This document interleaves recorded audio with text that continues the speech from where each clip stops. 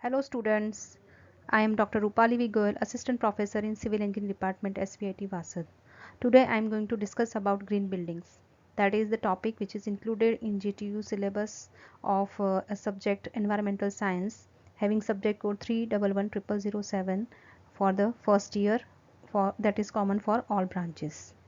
Now, what is the need of a green building? Because any built environment that is having impact on environment also. So these are some of the impacts that are listed here.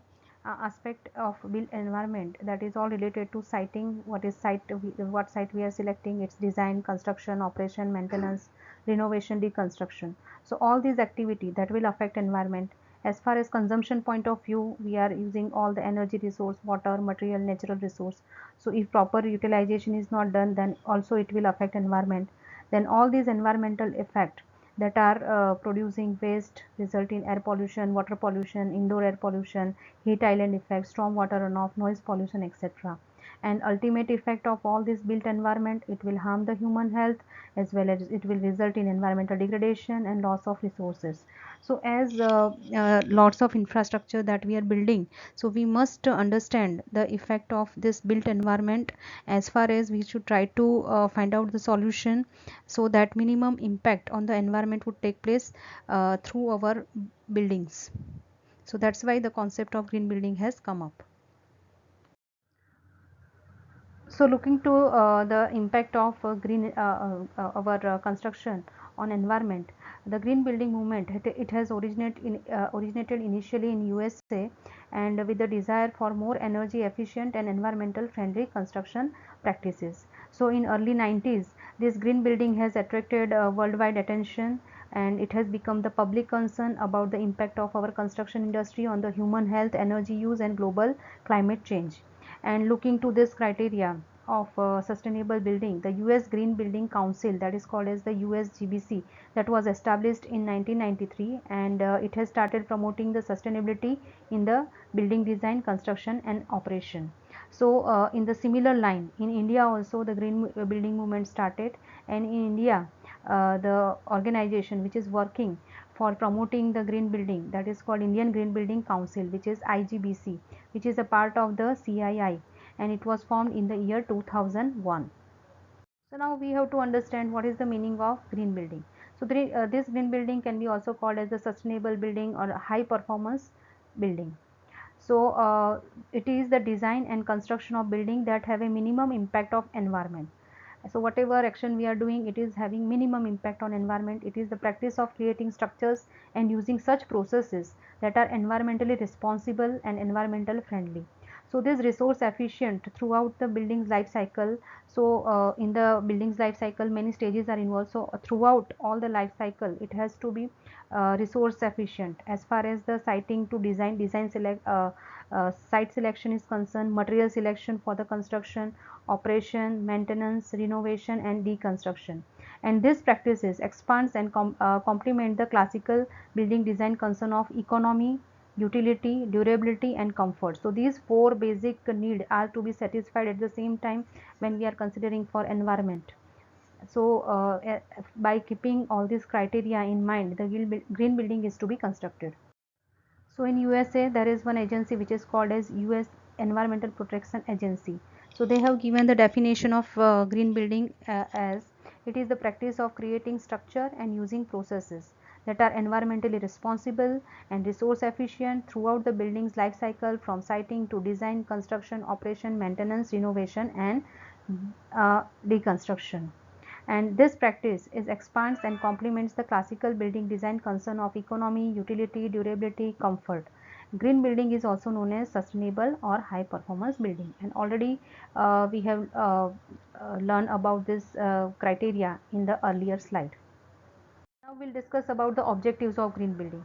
So the major objective is to utilize efficiently all the resources, that are energy resource, water and other material resource. Next is use of renewable energy resource. So instead of non-renewable, our focus should be on the renewable resource like wind energy, solar energy, like that. Conservation of water and reuse and recycling of water. So that is saving of water, that is the major criteria. In then interior lighting should use the daylight and reduce the energy demand. Then it should protect the occupant, so the health and uh, lifestyle of people who are living in the particular green building, it should be improved. And the productivity, the employee productivity should increase by the construction of green building. It should reduce waste, pollution and environmental degradation. Use of advanced mechanical ventilation system to increase the airflow and to reduce the airborne diseases. Also to incorporate the sustainable material in the construction, so all the reused and recyclable material that are to be used in the construction. Then healthy indoor environment, it is the prime requirement of a green building. Last is landscaping that reduces the water usage. So these are the major objectives of green building. So just to summarize, main thing is that we have to use renewable energy resource, we should try to conserve water, we should try to conserve energy resource, we should reduce pollution and all the possible natural resource, that is wind resource and solar energy resource, that are to be utilized in a maximum proportion. At the same time, the health of the persons living in the particular green building, it should be protected from all the different pollutants. So by keeping in mind all the objectives, these are the fundamental principles and strategies for design of a green building. So first thing, that is sustainable site design. Next is energy efficiency. Third is water efficiency, conservation and maintenance of quality of water. Material efficiency or conservation of material and resource.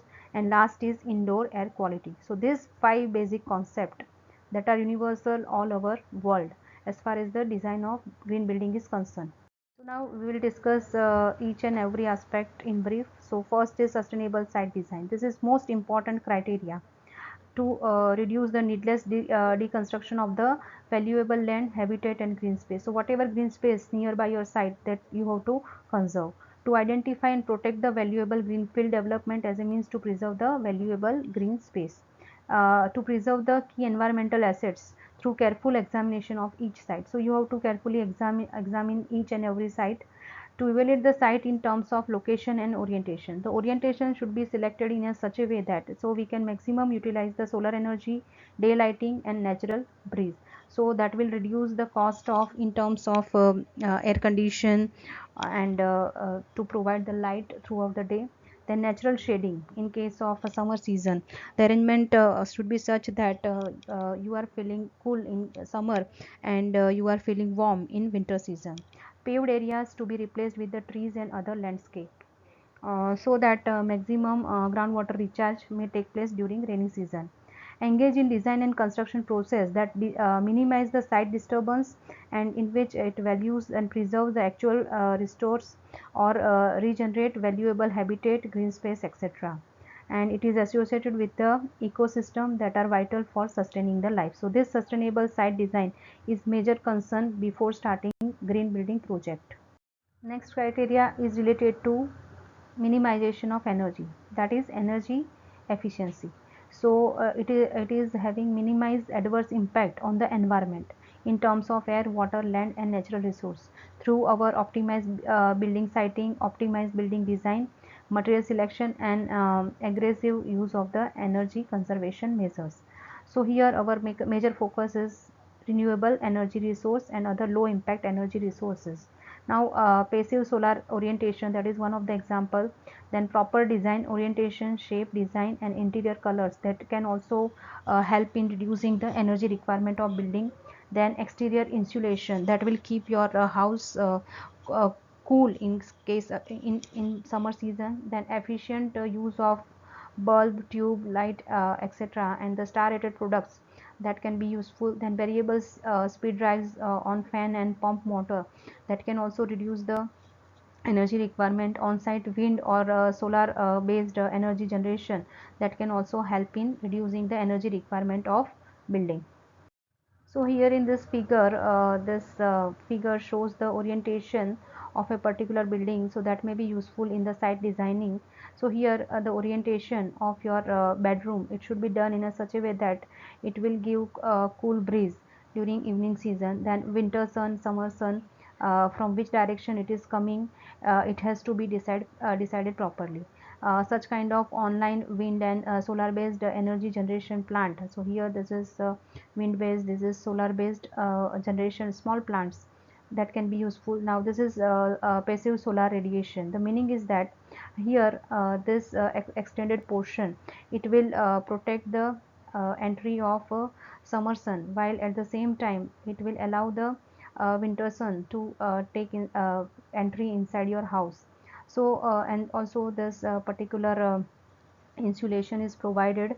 So this way, by doing the small changes, you can save the energy, as well as by providing the proper orientation of building, you can get maximum advantage of all the natural elements of wind, sun, etc. Next criteria, that is related to conservation of water. So here it should preserve the existing natural water cycle, and design site and building improvement should be such that they are closely emulate the site's natural pre-development hydrological system. So whatever storm water is there, it should not run away, but instead of that we should try to retain that storm water.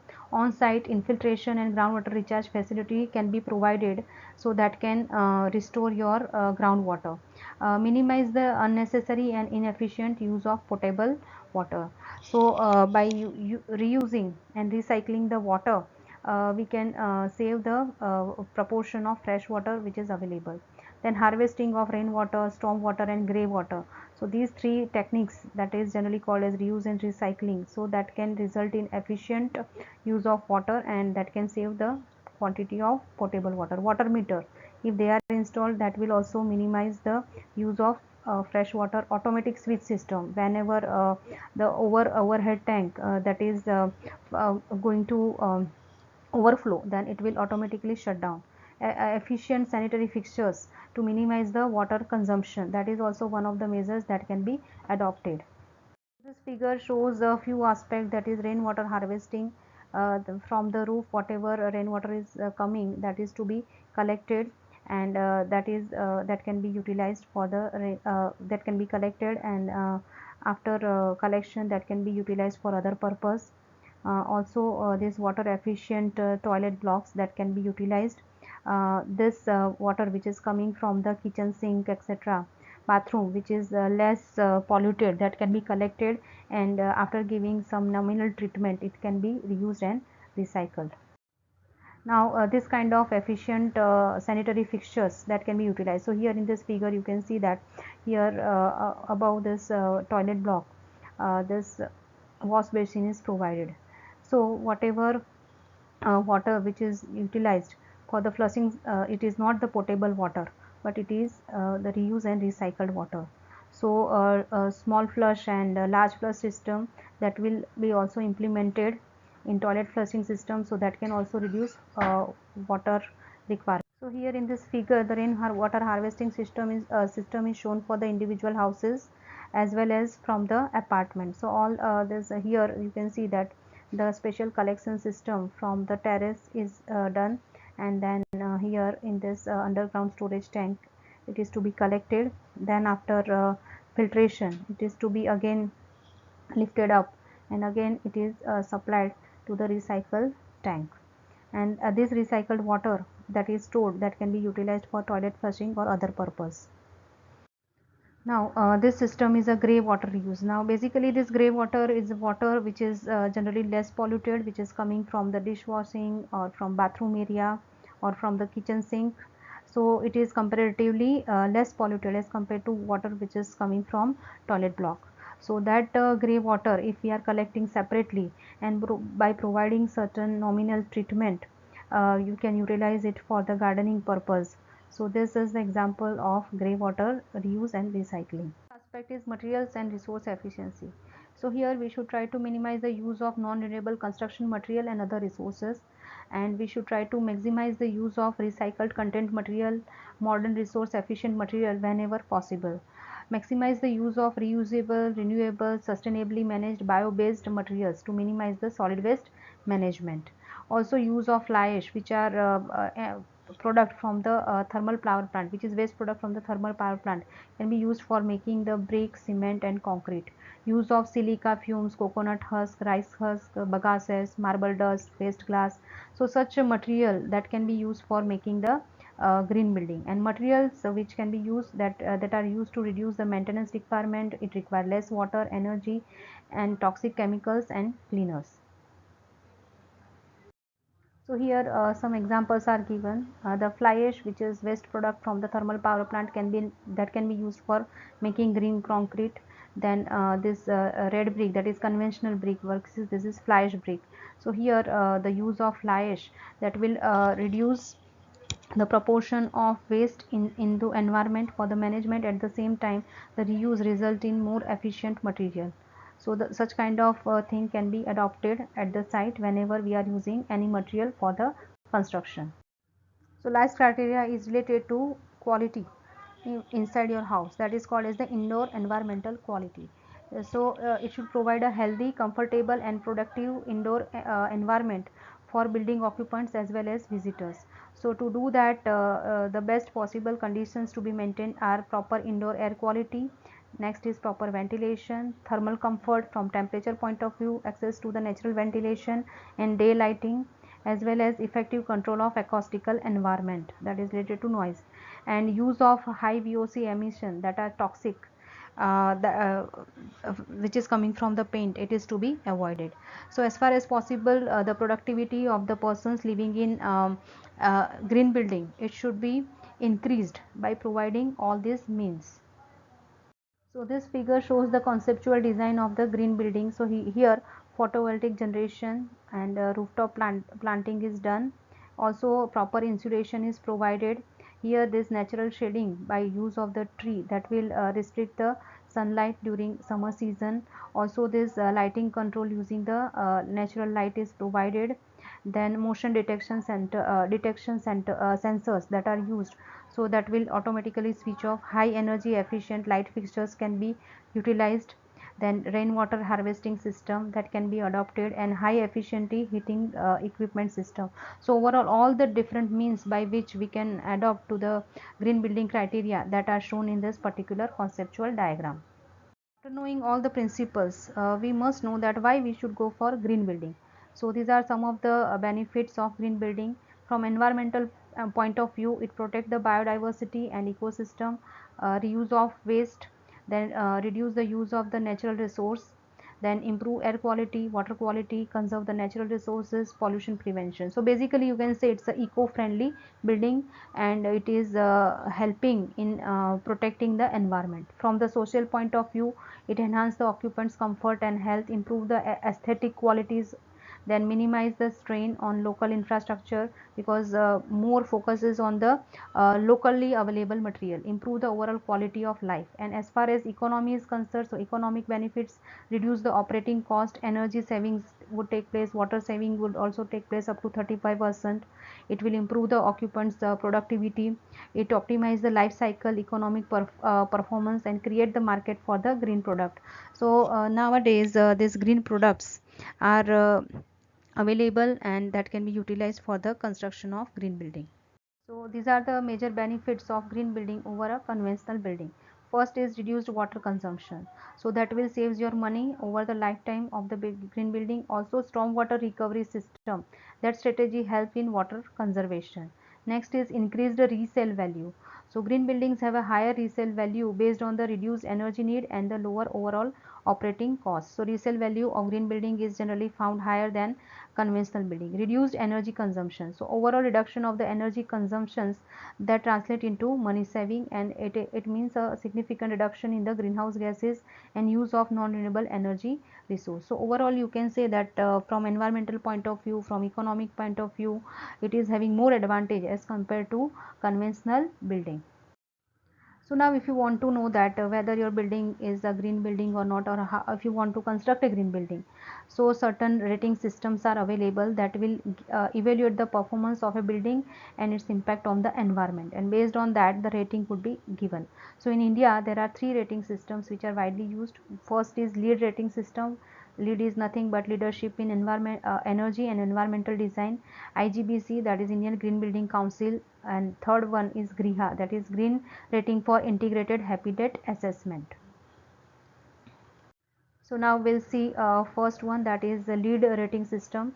So USGBC that has introduced the LEED green building rating system, and in line to that in India LEED rating systems are established, and they have developed the national standard for developing the high performance sustainable building. So this LEED is a voluntary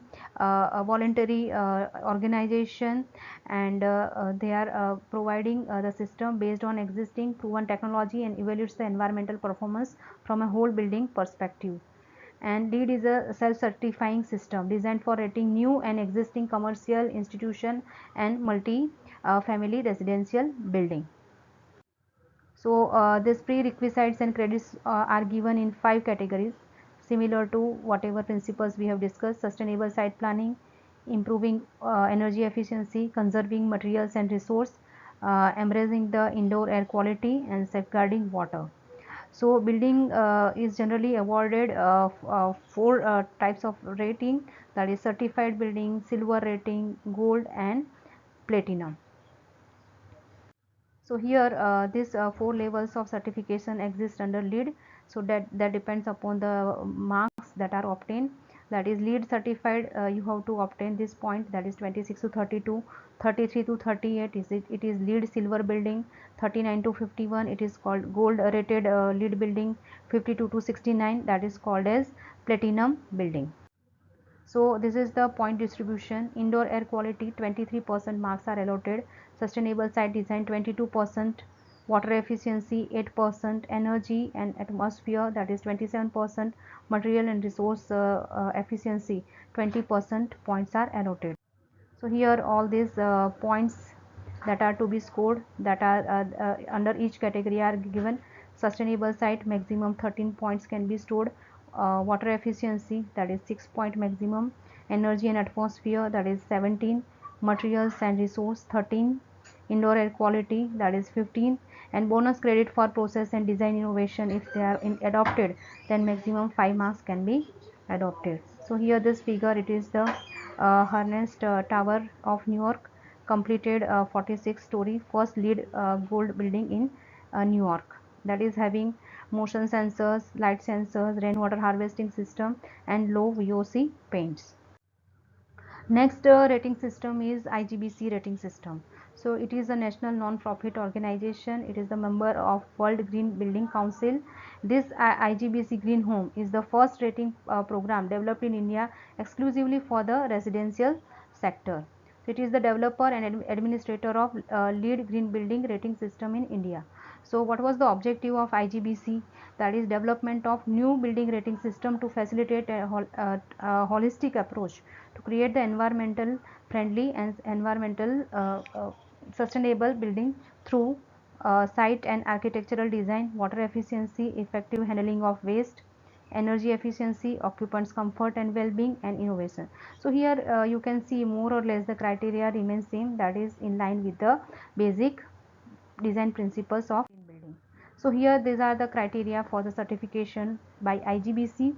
So basically these certifications are also in the range of certified silver, gold and platinum. So owner occupied building, these are the ranges given: 40 to 49, 50 to 59, 60 to 74, 75 to 100. So its recognition is best practices, outstanding performance, national excellence and global leadership.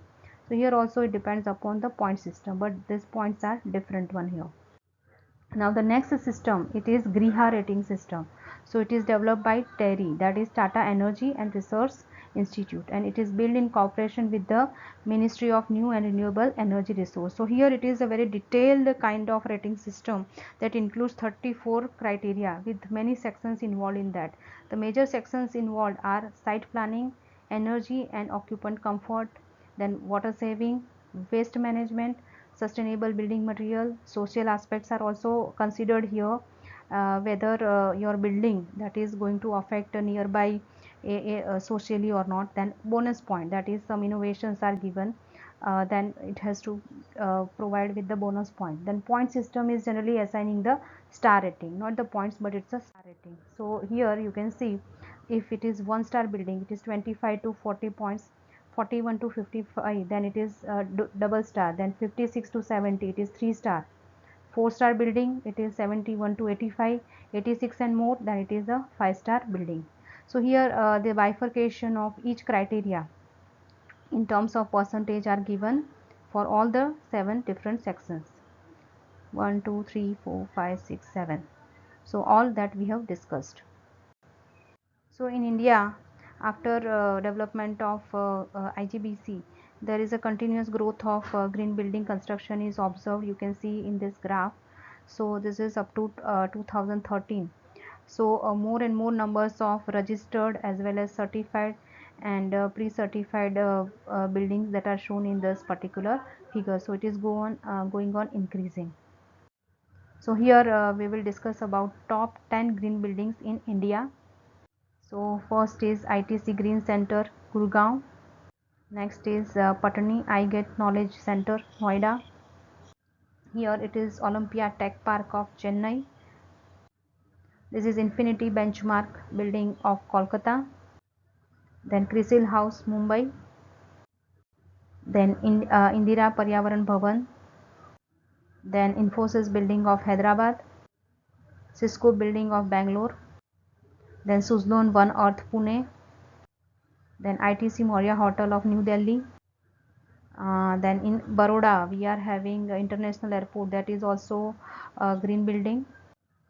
Now this is as per our newspaper, India will have 1 lakh green buildings by 2025. So this green building scenario that is improving in India, and by 2025 we are hoping that we may reach up to 1 lakh green building, and we will try to protect the environment by construction of this green building and reducing the impact of built environment on environment.